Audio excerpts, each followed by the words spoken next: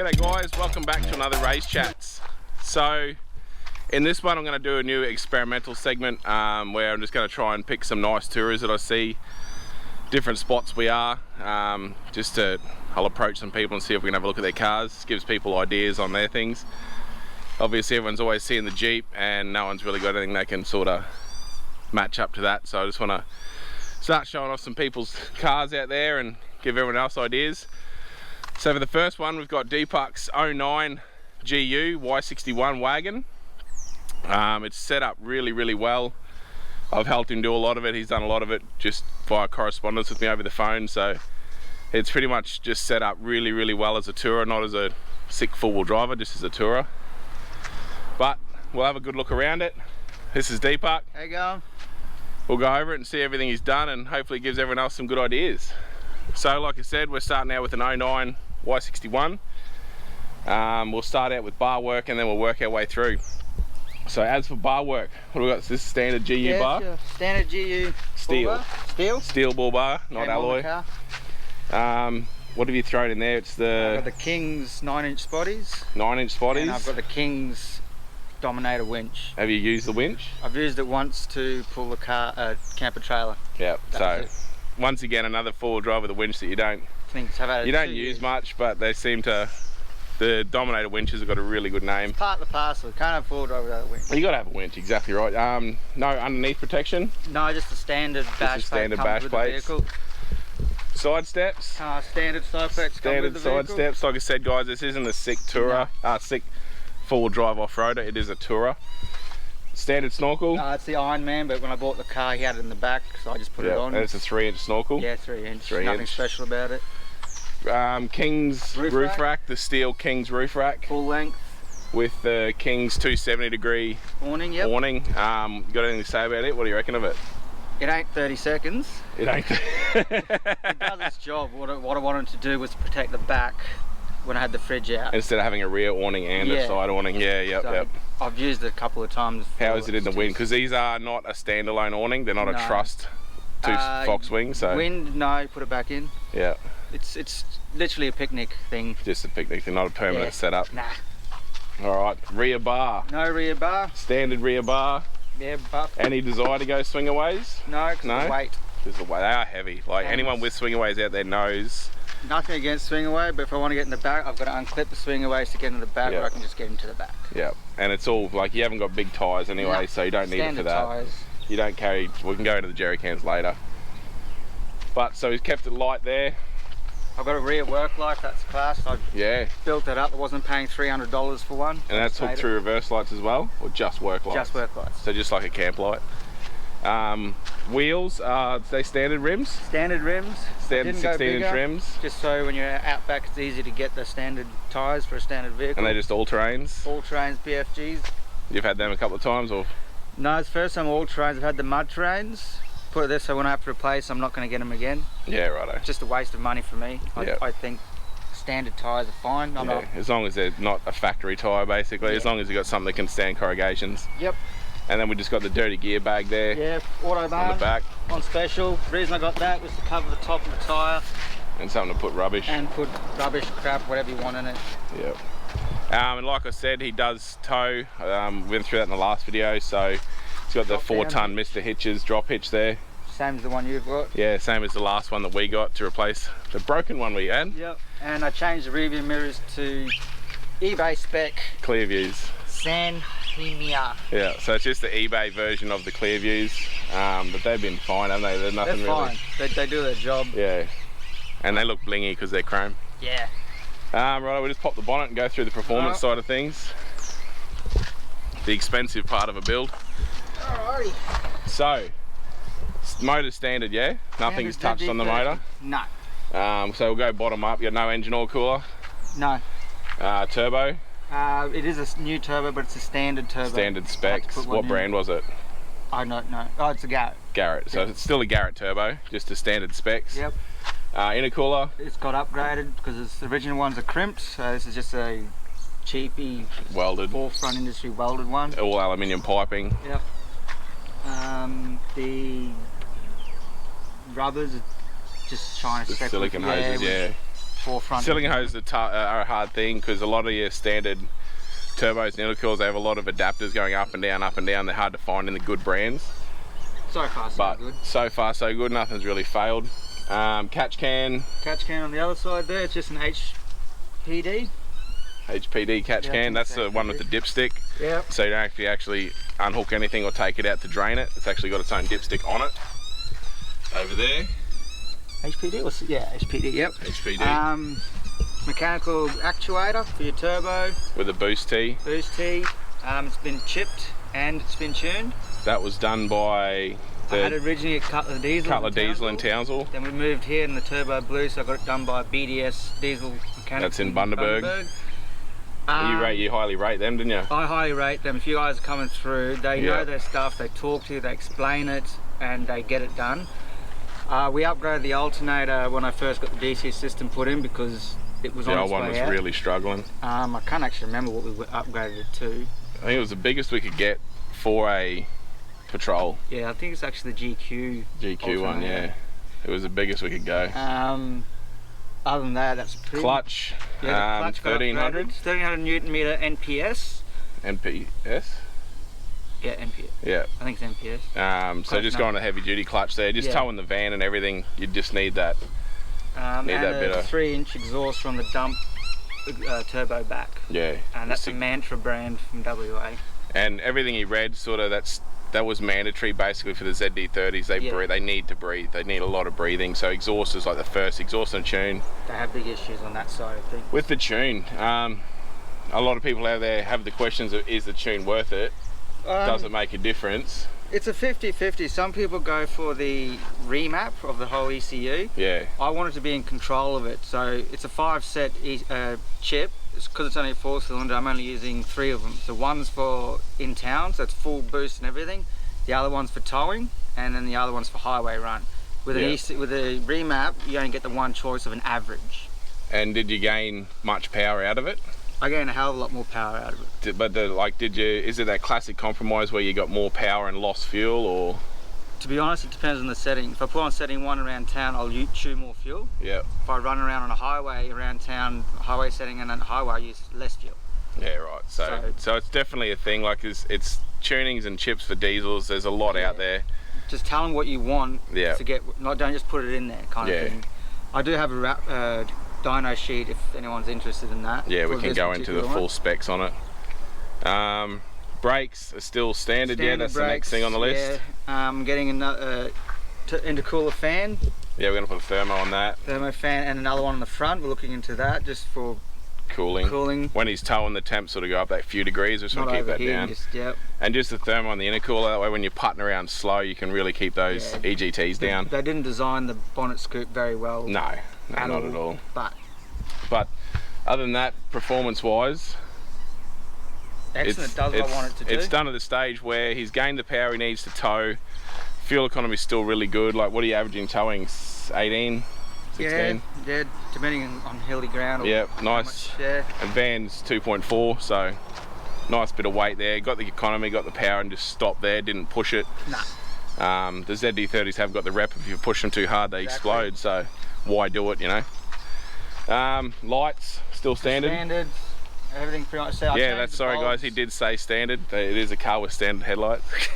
I did change the light bulbs, but I can't see a difference between a plus 10, whatever they come out with, or just a halogen. But I don't know. A lot of people these days are actually cutting the back out of the headlights and fitting their own round LED lights and that nowadays. Like, it seems to be a really common thing. I try not to drive it. I'm just butchering, drive during the day. I don't have a secondary filter. I'm still mucking around with that. Yeah, we're trying to work out a more efficient and effective way to do it. Yeah, it's the cost side of things when you're out travelling. And just ease of getting it. Like, if you're out in the middle of nowhere and you've got one of these secondary filters that they use, the pre-filters, and it clogs up, you know, you're in the middle of nowhere, you can't get one, so you got to start carrying them as spares as well. So it's $40 a pop for a We're trying to work out just another way to pre-filter, but when we work that out, I might come through and tell you guys what we end up doing. That's pretty much that under there, I think. Yeah. All right, I'll go around the passenger door. You go on the other side and we'll see what's going on inside.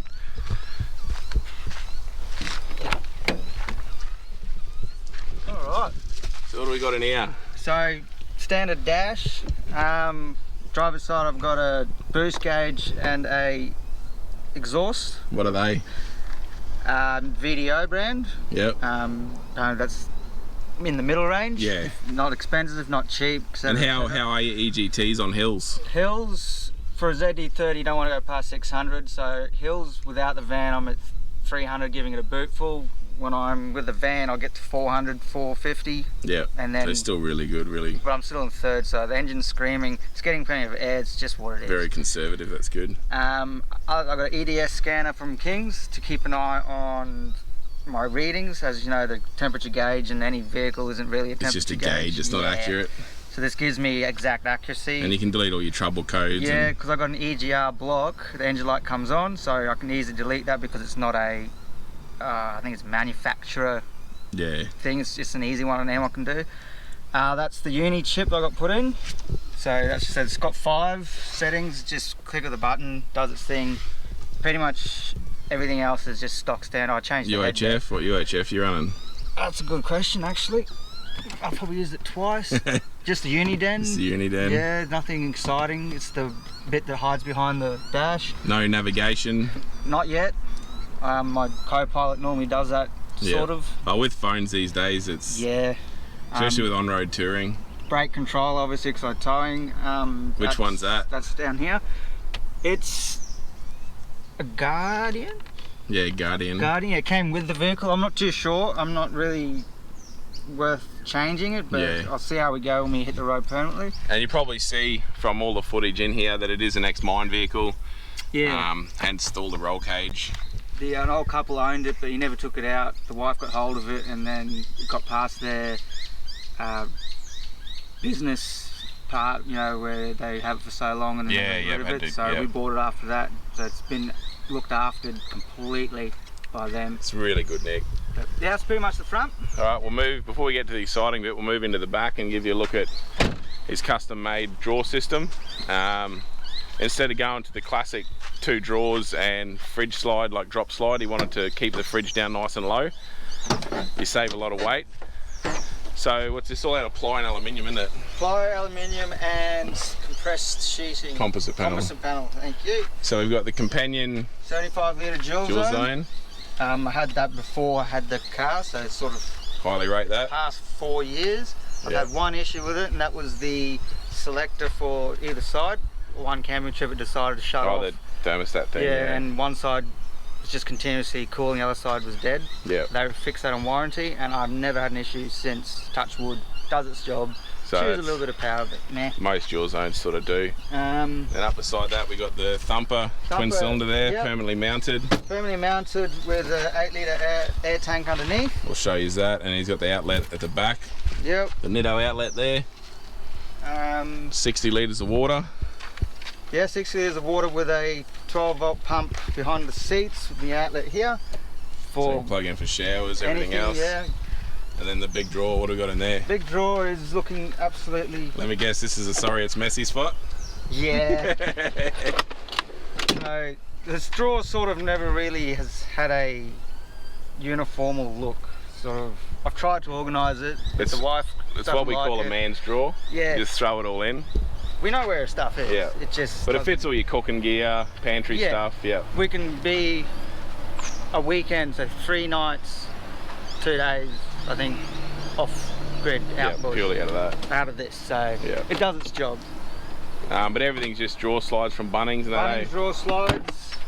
Everything's Bunnings drawer slides, Bunnings drawer handles. Yeah, everything's from Bunnings. Bunnings and eBay and it's sort of worked out really well. Everything's lasted. It's been in there a while now. 2 years? Yeah. 2 years. But now, let's go look at the nice bit. Yeah, we're going to the back seat. Sorry guys. Alright, we'll go and have a look at this bit. Now this bit here is his second go at his DC system. There was nothing wrong with the first one. It just wasn't quite efficient enough, and with the new stuff out nowadays, he wanted to basically convert to everything we've done. So, let's go in here. Hopefully you can see it. It should show up. We got all anna drive. So we'll start at the left there. We've got fire extinguisher. Always. Which comes over to the anna drive DC 40 plus. Yep. In and out breakers. everything's, like I said guys, with my systems, everything's always visible. Fuse and switch panel in the middle, so everything's fused. All your main switches for water pumps, fridges, air compressor at the bottom. That's to turn the 240 charger onto the front battery. So the EnerDrive 40 amp AC/DC charger can charge 3 different batteries. So we've got one which is a battery in this, and then it can also charge the start battery. 240. So we got what, your 2 fridges plugged in? No, that one's a charger, you touch it. Oh yep, charger. And then the top one's my fridge. Your fridge. All your breakers for your fridges. There, and then behind this seat is my lithium. Is his lithium 100 amp hour. And it was energy, wasn't it? Energy, yeah. So it's the energy lithium. Can't see it. Yeah, it's under there. In there. But this whole panel is all on Anderson plugs just there. So we designed it for the fact of no car lasts forever. So this is alloy with a cage behind it. So if worst comes to worst, I can got every single zip tie, pull that whole thing out, disconnect all that. And the whole thing stays comes complete. Out. If you need to work on it, anything, you just unplug them, take the panel Accidents or you have to change vehicles, anything, I can just rip the whole thing out, keep my money, move to the next vehicle. So that system basically is fully off-grid, self-sufficient. Yeah. There's been nothing you want to add or change. No. It's got the USB outlets on it somewhere up here. Yep. They're the flat ones from eBay. Yep. China spec. It's USBs. Nothing wrong with them. There's a power point at the back bar that is a 240 that will... Actually might show that when we go around there, yeah. So it's also powered by the roof rack. Yeah, we'll show that too. Solar panel. So under the back here, he didn't want to put a hole in the car, as a lot of people don't. So we just put a 240, where is it? Just says 240 outlet there. So you plug your lead into that, and on goes the 240 charger. And everything automatic. And the fridge, everything switches over to 240. So now the other last thing for the DC system is obviously solar. He didn't want to lose the roof rack due to, that's where they put their swags when they go camping. So I think we've seen this idea elsewhere, didn't we? Hey. Seen this idea online somewhere. Seen it online, but the practicality for some people wasn't right. But after thinking about it and working on it, it was pretty simple. So we've got the EnerDrive 180 watt panel. Yep. Slides out. Even when he goes to work, you can slide that out in the car park, because the fridge does not get turned off anymore, does it? It hasn't been off for 2 years. Yeah. Sorry, I lied. I turned it off to... I had the freezer on. I had to soak up the water, but I just turned it off while I was soaking up the water. Turned it back on. It was off for an hour. So solar panel keeps it running full time. Like I said before, EnerDrive 180 watt panel, put in about 12-13 amps. So you slide that out. Still got the roof rack utilised. Yep. Doesn't take up any room in the back of the car, and sort of just makes everything run perfectly off-road. I guess we'll do the last little topic now, and that's the big one nowadays, is suspension. Yeah. So you've done suspension all around, haven't you? Yeah. So originally I started off, obviously I got it with stock standard suspension. Yep. Don't like that.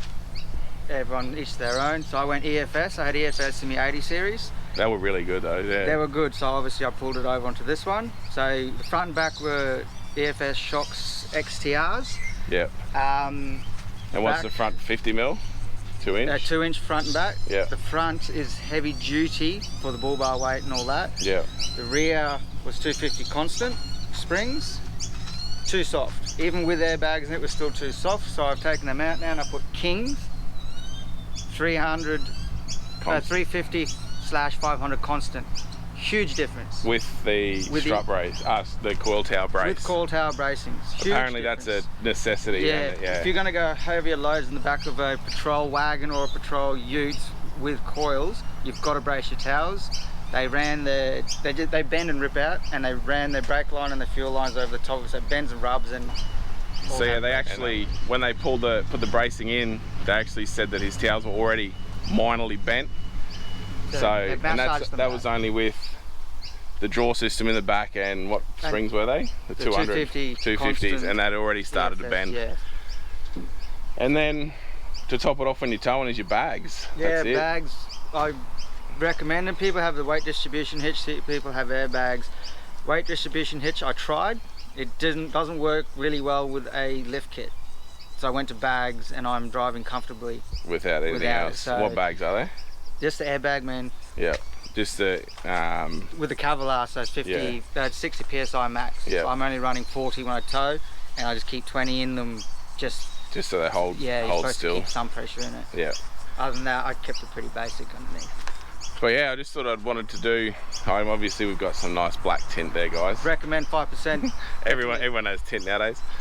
But yeah, I just wanted to do a quick walk around. Just it's set up really well. He's got to the stage that it's pretty well for him. It's the ultimate tourer now. For me, yep.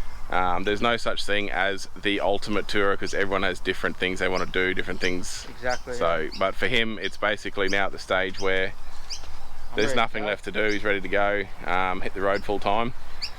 But I just wanted to start doing these just to show people out there what is on the road, and you know, gives other people ideas. This is how we got some of the ideas we've had, is by watching. I'd like to put in, you don't need a fang dangle high top of the range full drive to go. You don't have to spend $200,000. It's just a car that gets you A to B. The more you can do yourself, the more pride you'll have in your work. Yeah. And the more you can do yourself when things do need repairing or maintaining, you've done it anyway, so you know how it's all done. That's the best part of it. But yeah, so we'll leave it there. Hope you've enjoyed the video on Deepak's GU, and I guess we'll have to wait until we get to another spot where I deem a car that's worth doing a review on. Cheers. We'll see you next time.